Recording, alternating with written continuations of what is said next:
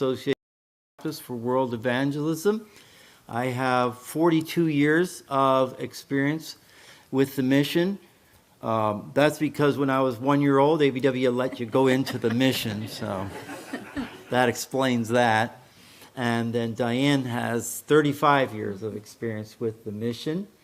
As I mentioned this morning, I went to Churchville Chili High School. The front looked a little different, didn't have that white gate thing, but we drove by it yesterday and pretty much all looked the same. So I grew up in this area and walked what used to be all woods back there almost every day.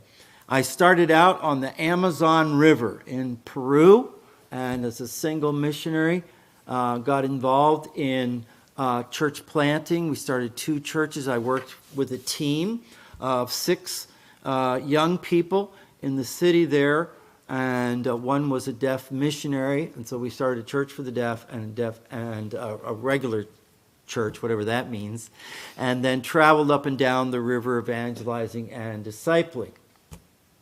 And after 2 years of teaching at Central...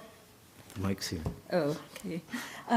Central Baptist Christian School in Binghamton, New York, I got a call one day that changed my life. A telephone call asking me to go be a substitute teacher for a whole year in Togo, West Africa. So I went and did that for a year. Yeah, and so we got married and we went to Santiago, Chile, believing that we needed to start together in the same place as a married couple.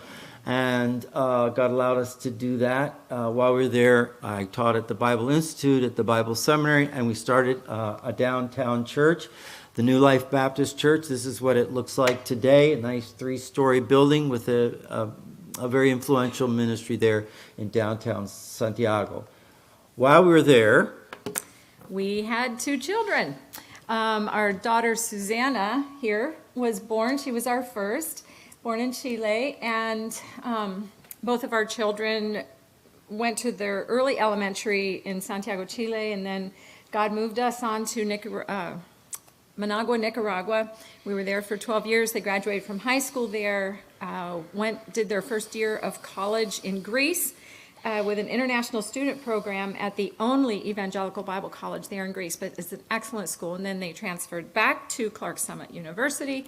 And our daughter married one of the young men she met at college, Asa Bartos, and they, with their 3 children, our 5-year-old Ezra and Isaac and Asher, who are both 3, are getting ready to go to Peru with ABWE to work in Crisis Pregnancy Center and Family Counseling. So actually, Pastor Harriman had invited them for this conference, but they are in Michigan tonight, and so we're not able to work it in their schedule, so you had to get us. Sorry about that. We're their stand-ins. But they would have been a lot more fun. Yeah, they would have been. And then our son, Andrew, at the Greek Bible College, met a girl named Anna. She is a Greek Cypriot. She was born on the island of Cyprus to her Greek Cypriot father and her British mother. Her father was an international businessman, and he was working in Cairo, Egypt. So she actually grew up in Cairo, went to the same college in Greece that Andrew went to. They met and got married, and they are now working and living on the island of Cyprus and have their first son, Micah, and are expecting twins. We don't know why, because it doesn't run in the family, families. but it looks like it's going to be girls, which would be nice. All right, so we went to Managua, Nicaragua after that, and the principal reason was because of air pollution in Santiago. It's in a bowl. It's a beautiful city, but in the winter, the cold air couldn't get out, and I developed eosinophilic asthma, so it's a kind of a rare form of asthma that I have.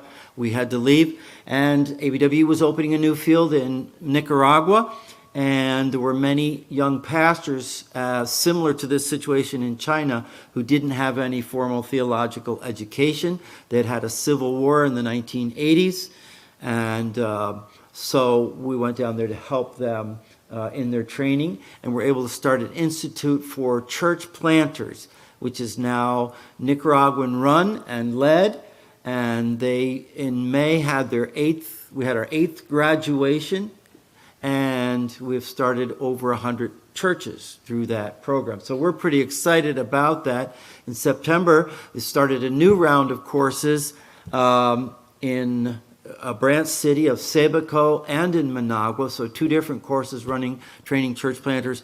And this month, they just started a new branch school in Honduras. So we're excited about how God has blessed this working in Nicaragua, helping our young church planters. At 50 years old when I was there, I felt that God was leading me to stop planting churches and to start helping young Nicaraguan men plant churches. And so this man, Luis, that's working the baptism here, he is now the director of our institute and is running a very thriving church that he planted. This is a picture of our Institute of Church Planters. And this is what I mentioned last night, the 9/11 story. I thought you might be interested in some pictures. This is Mohammed Atta, and I think that I might have a picture of his license. No, I don't. I thought I had a picture of his license there where it says Clark Springs. I thought Heather might be interested in seeing that. Anyway, that's yesterday's story. And so if you weren't here last night, want to hear that story, ask anybody who was here last night. I can't top that story, all right? While we were in Nicaragua, as Diane mentioned, our children went to Greece to go to the Greek Bible College, and I was invited to teach at the school. And so periodically I would go, and it was a great thing. You know, we're missionaries in Central America, and we get to go to Greece for 2 weeks to do teaching, so that was pretty exciting. But they are involved in a program of Bible distribution throughout the whole nation. So for 13 years, every summer, they've been distributing Bible, and this summer was the last summer.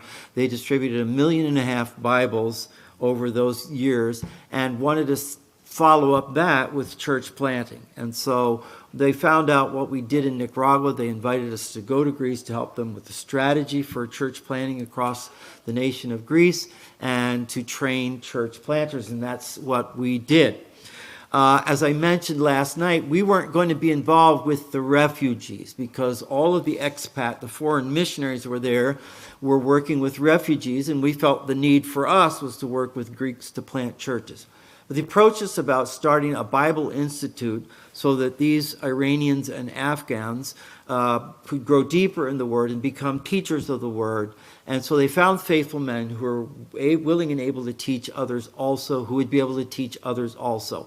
And so when they invited us to do that, I was very excited about that project. And so this is our class of Iranian and Afghan refugees. And we challenged them while we were there to do church planting in the refugee camps. There were about 15 major refugee camps at that time in Greece, and we selected 3 of them to make regular visits into those camps and to do evangelism and discipleship and the core of what might be a church plant. After that, God called us again, and this time our visa could not be renewed in Greece. We tried for 3 years. We worked with Greek lawyers in Athens to get that visa. And finally, our lawyer said, "You are not going to get a visa. The consulate is hostile to you. They know you're missionaries, and they're not going to let you in." And then COVID came, of course. You've all probably heard of COVID up here. Yeah. And so we had to do something. We couldn't go back to Italy, where our apartment was. God opened up the door for us to go to Egypt. I felt quite troubled by the fact that God was moving us around so much, because I know that God honors faithfulness. He really does. And people who stick it out in the tough places. And I thought, are we doing the right thing? Why are we having to move so much? And then God led us to the story of Aquila and Priscilla. Aquila and Priscilla were born in Pontus, which is Asia Minor, today Turkey and Armenia, that region. And they went to Rome. We know they were in Rome. They may have come to Christ there. They were kicked out by the Emperor Claudius, who kicked out all Jews and supposed that all Christians also were Jews. So all of them got kicked out. That's where Paul met them in Corinth. They helped Paul to establish the church there. And then we know that they went to Ephesus after that. So they went from maybe Armenia, Turkey, to Italy, to Greece, and then back to Turkey again, and I knew that by that pattern in the New Testament that God was just selecting us to do that. Some he wants to stay. And if God calls you to stay, you better stay and be faithful, right? And then some of us, we're on a journey all of our life. So this is Cairo, Egypt. It's called the city of 1,000 minarets. 90% of the people there are Muslim, 10% would be Orthodox Christians. And so our ministry was encourage workers there. We use another term. It has to do with our missions conference here. Workers there that we encourage who are working with the local people. Here's a view out our apartment window. This is an honor-shame culture. So a couple of those cars are facing towards the right and a couple are facing towards the left, and no one is going to back down. And so we got to enjoy their arguing there and their horns honking, but it would be shameful to back up. And so it's just learning parts and funny things about the culture. Here Diane is working with some pastors' wives, helping with a team of women who've gone down to Luxor to help pastors and their wives. It's very, very difficult, of course, for them. You can imagine a country like that. And so they brought a program to encourage them. Through our church, we had a ministry to Sudanese. We distributed food, clothing, and of course shared the gospel with 500 Sudanese families. And so every week we would have just a portion of them rotating through, and even though these were Muslim background people, we could preach the gospel to them. So that was a true blessing. I don't have time to talk about this, but God has a special blessing for the land of Egypt. And those prophecies in Isaiah are yet to be fulfilled when he will bring around a glorious revival there in Egypt. These children look like they're raising their hands, don't they? Like they're raising their fists. They're not doing that. What they're doing is they're showing you their wrists. There's a tattoo on their wrist, and that tattoo is of a cross. These are Christian young children, and Christians are identified by the cross. When they go into church, they bomb churches in Egypt and other places, and so they can show the cross to show I'm a Christian to get in this. So they're very proud, but they suffer immensely for their faith. Would you pray for our brothers and sisters in these Muslim countries, please? Thank you.